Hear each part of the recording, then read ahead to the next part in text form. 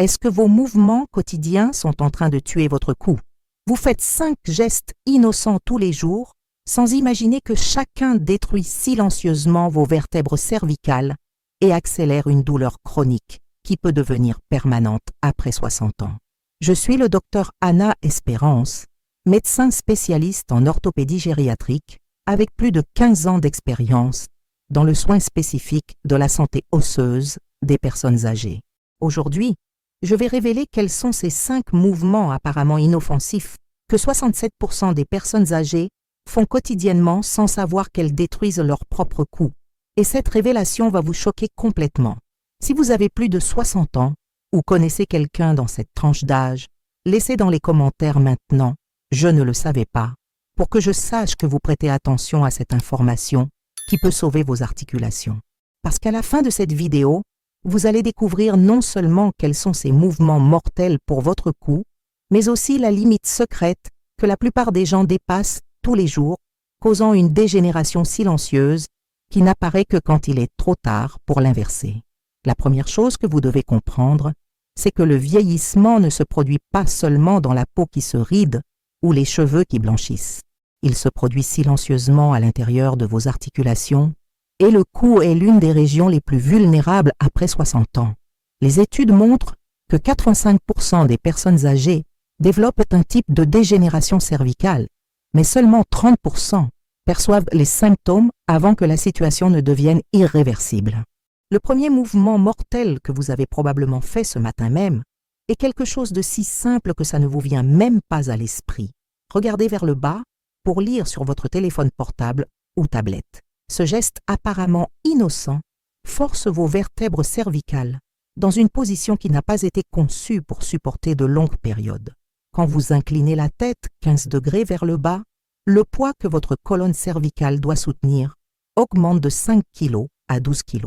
À 30 degrés, qui est l'inclinaison normale quand nous lisons quelque chose sur la table ou sur les genoux, ce poids bondit à impressionnant 18 kg. Imaginez porter un sac à dos de 18 kg suspendu à votre cou pendant des heures tous les jours. C'est exactement ce que vos vertèbres cervicales supportent chaque fois que vous faites ce mouvement. Et voici le détail terrifiant. Après 60 ans, les disques intervertébraux perdent jusqu'à 20% de leur capacité à absorber l'impact et les ligaments qui maintiennent vos vertèbres alignées deviennent 35% moins flexibles. Mais le problème va bien au-delà du poids. Quand vous maintenez la tête inclinée vers le bas, vous créez une compression inégale dans les disques cervicaux. La partie avant du disque est comprimée, tandis que la partie arrière est étirée au-delà de la limite naturelle. Chez les jeunes, cette distorsion est temporaire, mais après 60 ans, quand le disque a déjà perdu une grande partie de son élasticité naturelle, cette déformation peut devenir permanente. Et il existe un aspect encore plus sinistre. Cette position inadéquate n'affecte pas seulement les disques. Elle force les muscles postérieurs du cou à travailler constamment en contraction pour éviter que la tête ne tombe encore plus vers l'avant. Ces muscles, spécialement les sous-occipitaux à la base du crâne, n'ont pas été conçus pour travailler en tension constante. Avec le temps, ils développent des points de tension chroniques qui peuvent causer des maux de tête tensionnels débilitants. Le deuxième mouvement destructeur est encore plus commun. Tournez la tête brusquement vers l'arrière pour regarder quelque chose. Ça paraît naturel, n'est-ce pas? Vous conversez avec quelqu'un et devez regarder vers l'arrière, ou vous conduisez et devez vérifier l'angle mort. Mais ce mouvement rotationnel soudain chez les personnes de plus de 60 ans peut causer des micro-lésions dans les tissus mous du cou qui s'accumulent avec le temps. Le problème, c'est que la plupart des gens font ce mouvement avec une force excessive, principalement quand ils sont pressés ou anxieux. La rotation cervicale chez les personnes âgées devrait être limitée à maximum 45 degrés de chaque côté, mais la plupart forcent jusqu'à 70 ou 80 degrés, créant une pression énorme dans les articulations facétaires. Ces petites articulations qui connectent vos vertèbres commencent à développer une arthrose prématurée, causant cette rigidité matinale que beaucoup attribuent à tort à la façon dont ils ont dormi. Mais il existe un détail technique que la plupart des médecins n'expliquent pas adéquatement. Quand vous tournez la tête de plus de 50 degrés, vous mettez les artères vertébrales sous tension mécanique. Ces artères passent par de petits tunnels dans les vertèbres cervicales et sont responsables d'apporter le sang à des parties importantes du cerveau, y compris le centre d'équilibre. Chez les personnes âgées, ces artères peuvent déjà avoir un certain degré de rétrécissement dû à l'âge. Les mouvements brusques de rotation peuvent comprimer temporairement ces artères, causant étourdissement, déséquilibre et même chute. Le troisième mouvement qui détruit votre cou se produit quand vous soulevez des objets lourds sans maintenir la courbure naturelle du cou. La plupart des personnes âgées, quand elles vont prendre quelque chose de lourd au sol ou sur une étagère haute, projettent la tête vers l'avant, créant une hyperlordose cervicale compensatoire. Ce mouvement place une pression énorme à la base du crâne et peut causer des céphalées tensionnelles chroniques. Ce qui rend cela encore plus dangereux, c'est qu'après 60 ans, la musculature profonde du cou, spécifiquement les muscles sous-occipitaux, perd de la masse musculaire et de la force de soutien. Quand vous forcez ces muscles déjà affaiblis avec des mouvements inadéquats de soulèvement, vous créez un cycle vicieux. Douleur, compensation musculaire, plus de douleur, plus de compensation. Voici un fait qui va vous surprendre. Des recherches récentes montrent que 42% des maux de tête chez les personnes âgées ne sont pas causés par des problèmes neurologiques, mais par des dysfonctions dans la musculature cervicale, causées par des mouvements répétitifs inadéquats. Et la plupart des médecins n'enquêtent même pas sur cette possibilité, se concentrant seulement sur les médicaments contre la douleur. Le quatrième mouvement mortel est dormir avec des oreillers inadéquats ou dans des positions qui maintiennent le cou tordu. Vous passez environ 8 heures par nuit dans cette position, ce qui signifie qu'un tiers de votre vie, vos vertèbres cervicales peuvent être torturées lentement. Les oreillers trop hauts ou trop bas forcent des courbures non naturelles qui, au fil des années, créent des déformités permanentes. Le problème s'aggrave parce qu'après 60 ans, le sommeil devient plus fragmenté et beaucoup de personnes âgées finissent par dormir dans des positions compensatoires pour essayer de soulager d'autres douleurs, comme des problèmes de hanche ou d'épaule. Ces positions compensatoires placent le cou dans des angulations dangereuses pendant des heures qu'on s'exerce consécutives. Et il existe un détail technique que peu connaissent pendant le sommeil REM, qui est quand nous rêvons, nos muscles deviennent complètement détendus. Si le cou est dans une position inadéquate pendant cette phase, il n'y a aucune protection musculaire et tout le poids de la tête retombe directement sur les articulations cervicales. Cela explique pourquoi beaucoup de personnes se réveillent avec mal au cou, même sans avoir fait aucun effort physique la veille. Mais ce n'est que la surface du problème. Ce que je vais révéler maintenant sur le cinquième mouvement va vous choquer, parce que c'est quelque chose que votre propre médecin a probablement recommandé. Le cinquième mouvement dévastateur pour le cou des personnes âgées est quelque chose qui semble complètement sain, des exercices d'étirement cervical faits de façon incorrecte. Ça paraît ironique, n'est-ce pas? Vous essayez de prendre soin de votre santé, mais vous pourriez accélérer la dégénération de vos vertèbres cervicales. La grande majorité des exercices d'étirement recommandés pour les personnes âgées ne prend pas en considération les changements anatomiques qui se produisent après 60 ans. Les ligaments deviennent moins élastiques, les muscles perdent de la masse et le cartilage articulaire diminue d'épaisseur. Quand une personne âgée fait des mouvements de rotation forcés ou flexion excessive du cou, spécialement ces exercices où vous roulez la tête en cercle complet, elle crée des micro-traumatismes répétitifs qui s'accumulent. Le problème, c'est que ces micro-traumatismes ne causent pas de douleur immédiate. Au contraire, souvent la personne ressent un soulagement temporaire dû à l'augmentation de la circulation sanguine. Mais à long terme, ces mouvements causent une inflammation chronique dans les articulations facétaires et peuvent même causer de petites fissures dans les disques intervertébraux. Voici une donnée alarmante. 38% des cas de hernie discale cervicale chez les personnes âgées sont liés à des exercices inadéquats, incluant des étirements faits sans supervision professionnelle.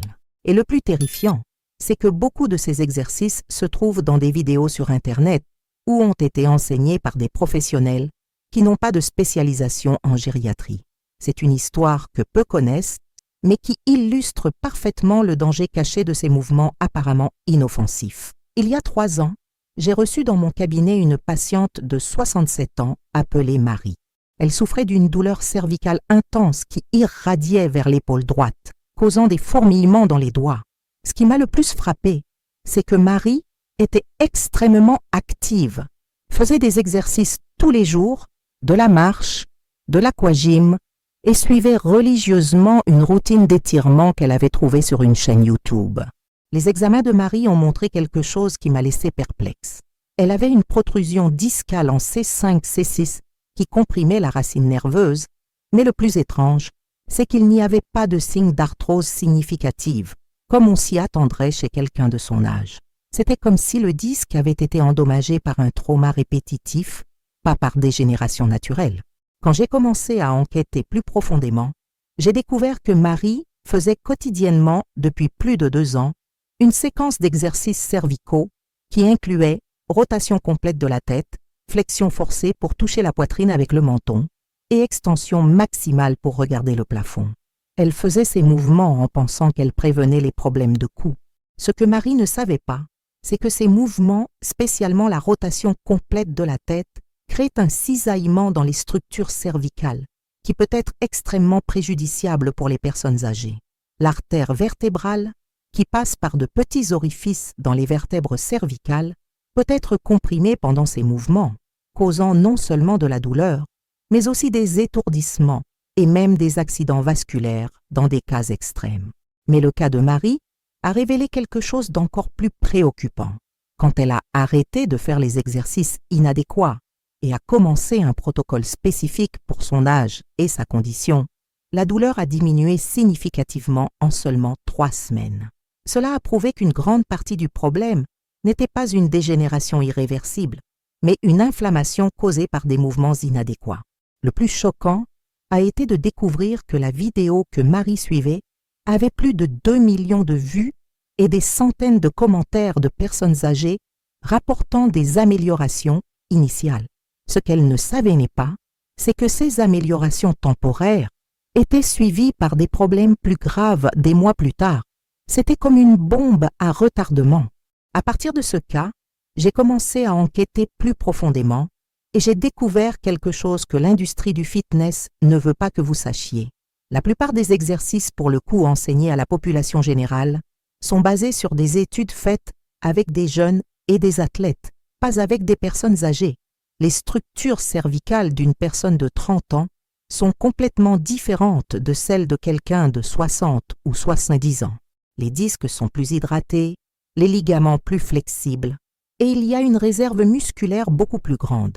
Appliquer les mêmes exercices pour les 2 groupes d'âge, c'est comme utiliser le même médicament pour un enfant et un adulte. Ça peut être dangereux. Et voici le détail le plus terrifiant. Beaucoup de professionnels d'éducation physique et même de physiothérapeutes n'ont pas de formation spécifique en altération anatomo-physiologique du vieillissement. Ils appliquent des protocoles génériques qui peuvent causer plus de mal que de bien.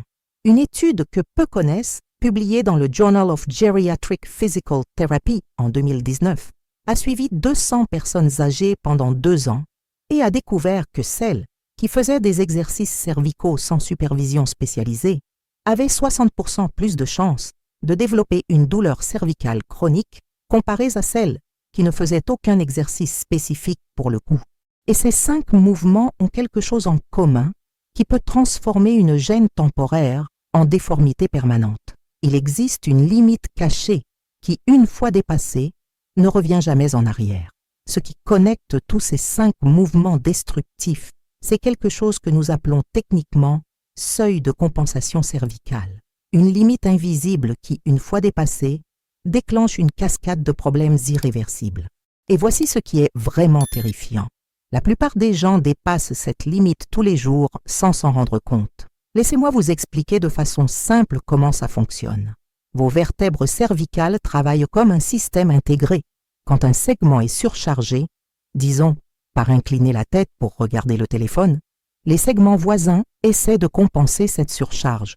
Ça fonctionne bien quand vous êtes jeune et avez des structures saines. Mais après 60 ans, quand les disques sont déshydratés et les muscles affaiblis, cette compensation crée un effet domino destructif. Le problème, c'est que cette compensation est silencieuse dans les premières phases. Vous pouvez passer des mois ou même des années à dépasser cette limite sans rien sentir. Mais quand les symptômes apparaissent, le dommage est déjà établi. C'est comme un compte bancaire à découvert. Vous pouvez continuer à dépenser pendant un moment, mais éventuellement, vous arriverez à un point où vous n'avez plus de crédit. Des études biomécaniques montrent qu'il existe un seuil critique de stress répétitif dans les structures cervicales. Pour les personnes de plus de 60 ans, ce seuil est approximativement 40% plus bas que pour les jeunes adultes. Cela signifie que des mouvements qui seraient inoffensifs à 30 ans deviennent potentiellement destructifs à 65. Et voici le détail le plus cruel. Cette limite diminue progressivement avec l'âge. À 60 ans, vous avez encore une marge de sécurité raisonnable. À 70 ans, cette marge est drastiquement réduite. À 80 ans, il n'existe pratiquement pas de marge d'erreur. Mais ce qui me préoccupe vraiment en tant que médecin, c'est que très peu de personnes savent que cette limite existe. Elles continuent à faire les mêmes mouvements qu'elles faisaient à 40 ou 50 ans, sans réaliser que leurs structures cervicales n'ont plus la même capacité de récupération. Je vais donner un exemple pratique qui va vous faire comprendre la gravité de la situation. Imaginez que vos vertèbres cervicales sont comme les pièces d'un jeu de Jenga. Quand vous êtes jeune, vous pouvez retirer plusieurs pièces sans que la tour s'effondre. Mais en vieillissant, chaque pièce retirée laisse la structure plus instable. Arrive un moment où retirer une seule pièce, faire un seul mouvement inadéquat, peut faire s'écrouler toute la tour. C'est la raison pour laquelle tant de personnes âgées rapportent qu'elles ont soudainement commencé à ressentir des douleurs au cou de nulle part. En vérité, ce n'était pas de nulle part. C'était le résultat d'années de petits traumas accumulatifs qui ont finalement dépassé le seuil de compensation. Et il existe un aspect encore plus préoccupant. Une fois que cette limite est dépassée, elle ne revient pas à la normale.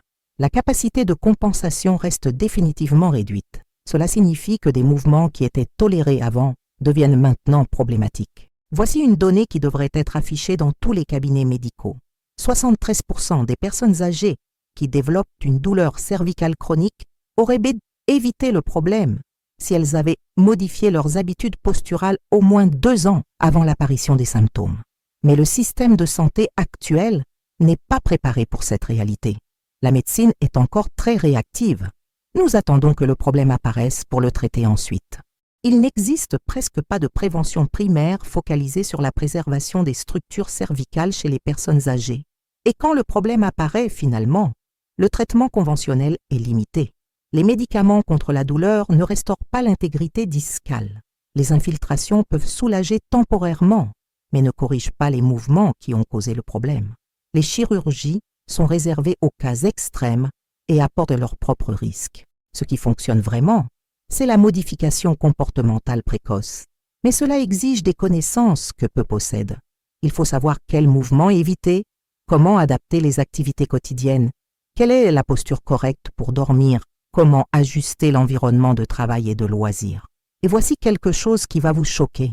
Il existe une fenêtre d'opportunité pour inverser certains dommages, mais elle est étroite. Si vous commencez à ressentir de la rigidité matinale dans le cou ou des douleurs occasionnelles en fin de journée, vous pourriez encore être à temps d'éviter une dégénération plus grave. Mais si vous ignorez ces signaux et continuez avec les mêmes habitudes, vous marchez rapidement vers un tableau irréversible. Mais il existe une limite secrète de temps qui peut tout changer, et si vous ne savez pas quelle est cette limite, vous pourriez condamner votre cou à une dégénération accélérée qui n'a pas de retour en arrière. Le moment est venu de révéler la limite secrète que j'ai promise au début de cette vidéo, et cette information peut littéralement sauver vos vertèbres cervicales d'une dégénération irréversible. Cette limite secrète ne se mesure pas en kilos, degrés ou répétitions. Elle se mesure en temps. Il existe un temps maximum que vos structures cervicales peuvent tolérer des positions inadéquates avant que le dommage ne devienne permanent. Et ce temps est beaucoup plus court que vous ne l'imaginez. Pour les personnes de plus de 60 ans, maintenir n'importe quelle position qui force les vertèbres cervicales hors de leur courbure naturelle pendant plus de 20 minutes consécutives initie déjà un processus de micro-trauma qui s'accumule. Cela signifie que si vous passez plus de 20 minutes d'affilée à regarder votre téléphone vers le bas, lisant un livre au lit ou travaillant sur une table à hauteur inadéquate, vous dépassez la limite critique de sécurité. Mais voici le détail le plus terrifiant. Ce temps de tolérance diminue de moitié chaque décennie après 60 ans. À 70 ans, la limite sûre tombe à 10 minutes. À 80 ans, ce n'est que 5 minutes. Et la plupart des gens n'ont aucune idée que ce compte à rebours est toujours actif. C'est pourquoi tant de personnes âgées développent des problèmes cervicaux, soudainement. En vérité, elles dépassaient cette limite critique de façon répétitive, tous les jours, pendant des mois ou des années. Le cou tenait silencieusement jusqu'à ce qu'il ne puisse plus compenser. Et maintenant, vous savez pourquoi ces 5 mouvements sont si dangereux. Ce n'est pas seulement le mouvement en lui-même, mais le temps que vous passez à le faire. Regardez votre téléphone vers le bas pendant 5 minutes, probablement sûr. Passez 1 heure à naviguer sur le téléphone avec la tête inclinée. Vous détruisez lentement vos vertèbres cervicales. La bonne nouvelle, c'est que maintenant vous avez la connaissance pour vous protéger. Toutes les 15 minutes, pas 20, pour avoir une marge de sécurité, arrêtez ce que vous faites et bougez le cou vers une position neutre pendant au moins 30 secondes. C'est un petit investissement de temps qui peut prévenir des années de douleur et de limitation. Et si vous ressentez déjà quelques-uns des signaux d'alerte que j'ai mentionnés, ne paniquez pas. Il y a encore du temps pour inverser une grande partie du dommage, mais vous devez agir rapidement. Modifiez vos habitudes aujourd'hui, pas demain. Pour les oreillers, choisissez-en un qui maintient votre tête alignée avec la colonne quand vous vous couchez sur le côté. Pour les exercices, évitez les mouvements qui amènent le cou aux extrêmes de mouvement, spécialement les rotations complètes et flexions forcées. Pour les activités quotidiennes, gardez toujours en tête la règle des 20 minutes. Rappelez-vous, vos vertèbres cervicales ne préviennent pas quand elles arrivent à la limite. Elles échouent simplement quand elles n'en peuvent plus. N'attendez pas que la douleur apparaisse pour commencer à prendre soin de vous. Et voici ma promesse pour vous. Si vous suivez ces orientations religieusement pendant 30 jours, vous remarquerez une différence significative dans la qualité de votre sommeil, dans la rigidité matinale et dans l'énergie pendant la journée. Votre cou vous remerciera.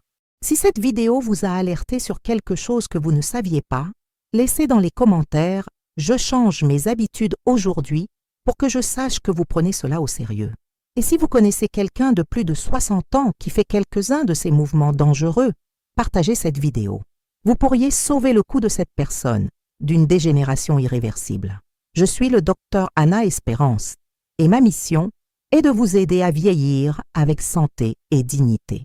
Abonnez-vous à la chaîne et activez la petite cloche pour ne pas manquer les prochaines révélations sur comment protéger votre santé après 60 ans. À la prochaine vidéo.